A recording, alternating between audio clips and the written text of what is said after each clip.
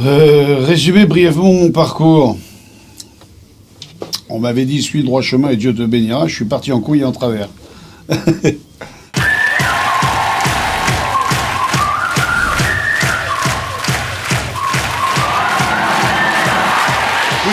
Le Juste Prix est un jeu télévisé adapté du jeu américain The Price is Right, diffusé sur TF1 depuis 1987. Retiré de l'antenne en 2001, il revient ensuite en 2009, présenté par Vincent Lagaffe. L'émission a toujours plu aux téléspectateurs et elle a su s'adapter pour garder son succès.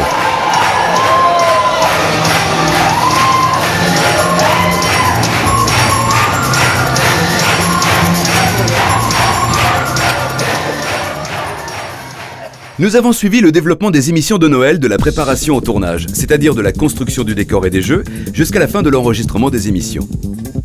Frédéric Bénard, le directeur artistique, nous explique comment se prépare l'émission. Aujourd'hui, on doit tourner dans les 50-60 jeux. Nous, on a pris le catalogue qu'on nous a donné au départ il y a 3 ans, il y avait 30-35 jeux. On a quasiment doublé le catalogue en réadaptant les 30 jeux existants et en créant une trentaine aussi. Généralement, une session, c'est de toute façon 6 semaines de préparation avant tournage. Et dans ces 6 semaines de préparation, il y a l'écriture des jeux ou l'adaptation des nouveaux jeux à faire. En gros, donc ça va de 8 à 6 semaines avant tournage. Ceux qui sont à la construction des décors sont des décorateurs qui ont fait leur carrière, qui ont fait les écoles, qui viennent de la menuiserie, de la serrurerie ou de la peinture comme ça, et qui sont rentrés dans ce métier-là, qui ont été formés comme ça, sur le tas. Pour toute une partie, non, comme on dit, on les a formés sur le tas, ils viennent de partout. Ils étaient à l'école, ils n'avaient jamais travaillé, ils cherchaient du boulot, ils n'avaient pas aucune particularité, aucune spécificité. On les a pris nous, il y a maintenant 15 ans, et on les a formés. Ma formation, moi, c'était L'Heure à l'appel, une émission en direct pendant presque 2 ans, à 19h sur TF1. C'est là que j'ai appris la différence entre le spectacle vivant et l'audiovisuel. J'ai eu 2 ans de formation en direct avec une émission à fournir tous les ans.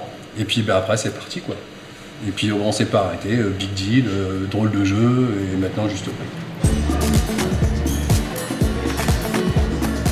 J'ai commencé il y a 20 ans à travailler à la télévision, puisque c'était à la SFP, toujours dans la décoration. Et après, j'ai travaillé jusqu'à il y a 3 ans dans le cinéma. Je faisais de la décoration pour les films. La différence entre le travail cinéma et le travail télé, c'est difficile de résumer, si tu veux, surtout sur une émission comme Juste Prix, parce que ici, on doit travailler sur des jeux qu'on invente. Donc ça veut dire qu'on n'a pas en amont des tonnes de plans et de documents. On fabrique tout. Cinéma, il y a un chef décorateur qui a un cahier des charges très très précis sur ce qu'il y a à faire. Donc ici, c'est beaucoup plus créatif, ici sur le Juste Prix. En règle générale, entre le moment où on invente, où on crée un jeu et celui qui est livré sur le plateau, on va dire qu'il y a une quinzaine de jours. C'est un minimum. Ça peut être 3 semaines, 4 semaines, 5 semaines. Il y a rarement des jeux qui sont préparés la veille. Chacun a sa tâche à accomplir et le timing est serré. C'est pourquoi une bonne coordination de l'équipe est essentielle. Là maintenant, mon rôle, je suis passé régisseur général, donc ça comprend toute la coordination de tous les corps de métier pour qu'on puisse avancer sur un montage technique et sur une exploitation sans que personne se gêne. Voilà. C'est juste ça, c'est que quand tu as un technicien lumière qui arrive, qui a besoin d'un chariot élévateur, que le chariot élévateur soit là. Si on en a besoin de 2 ou 3, donc tout en amont, c'est appeler tout le monde, savoir quand les gens arrivent, combien de personnes arrivent, à quelle heure ils vont manger, à quelle heure ils finissent, à quelle heure d'autres corps de métier peuvent arriver, pour qu'on puisse travailler dans la meilleure ambiance possible.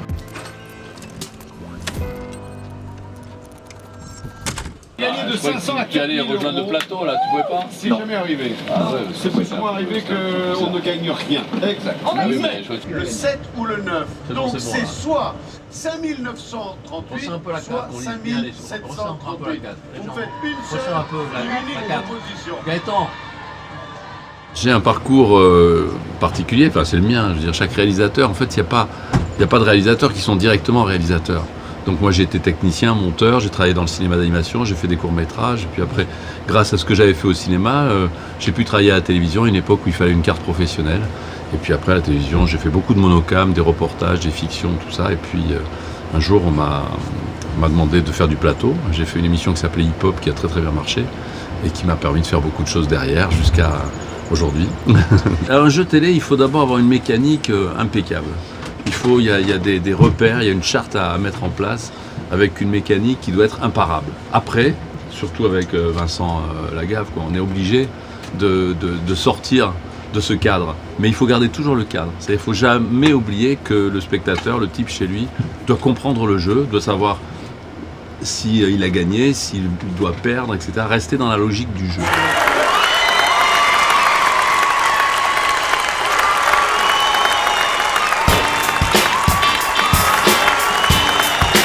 Pendant la préparation des jeux, l'équipe de la dotation cherche les cadeaux et les lots à estimer.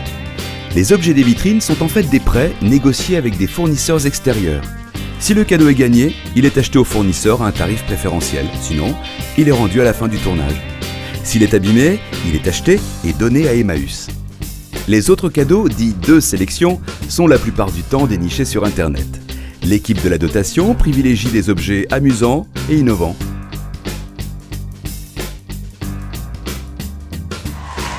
Malgré l'impératif des 4 émissions à tourner par jour, l'équipe arrive à travailler dans une ambiance détendue. On peut y voir le résultat d'une collaboration de plus de 10 ans.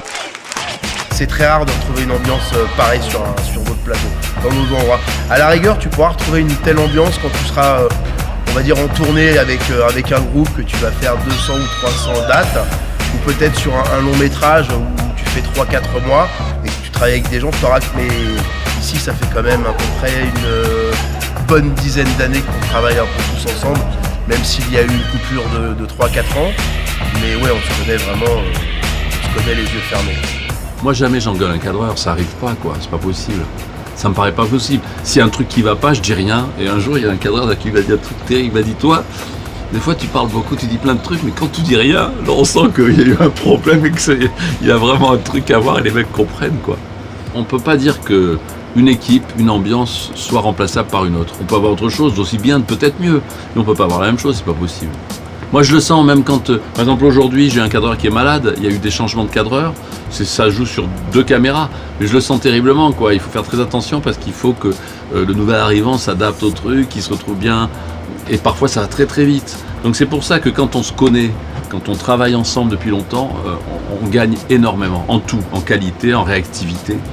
Et on arrive à être sur le coup très très vite. Parfois même sans que je demande quelque chose, les choses arrivent parce qu'on se connaît et on sait ce que les uns et les autres peuvent faire à tel ou tel moment. Je ne sais pas si je m'y épanouis autant dans ce métier après toutes ces émissions, mais je m'y amuse autant. Donc, à savoir si le verbe épanouir est le juste verbe, je ne pourrais pas te dire. Je sais que je m'y amuse toujours autant, je prends toujours autant de plaisir à y venir.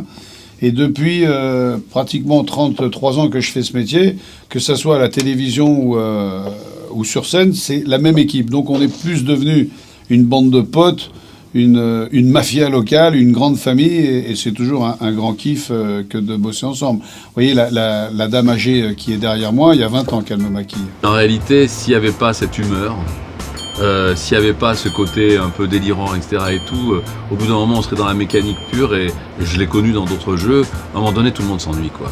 Et on fait notre boulot, on passe nos plans, les cadreurs font la même chose. Et ici on ne sait jamais ce qui va arriver à chaque émission, donc forcément il y a une ambiance, il y a chaque fois une petite aventure, quoi. On ne sait pas où on va. Comment est l'ambiance sur le plateau?